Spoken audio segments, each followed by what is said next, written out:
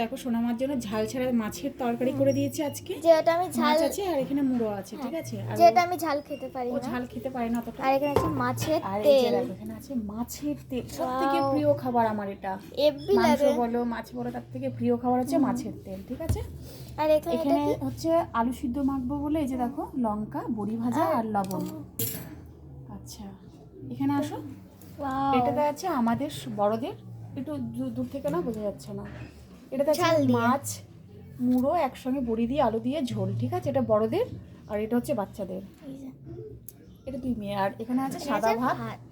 আর এটা আলু সিদ্ধ দিয়েছি, এটা এখন সুন্দর করে চটকিয়ে শুকনো লঙ্কা দিয়ে মাখবো, ঠিক আছে।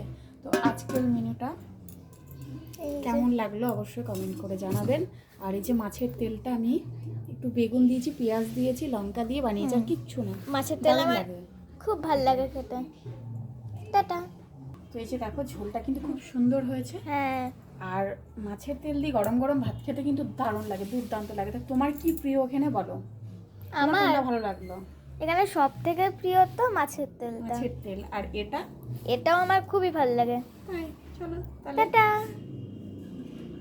এই যে মাম্মাম। তো আমার ভিডিও কেমন লাগে অবশ্যই কমেন্ট করে জানাবেন। আর ভিডিও যদি ভালো লাগে লাইক কমেন্ট করে পাশে থেকে যাবেন। আর সাবস্ক্রাইব করতে ভুলবেন না।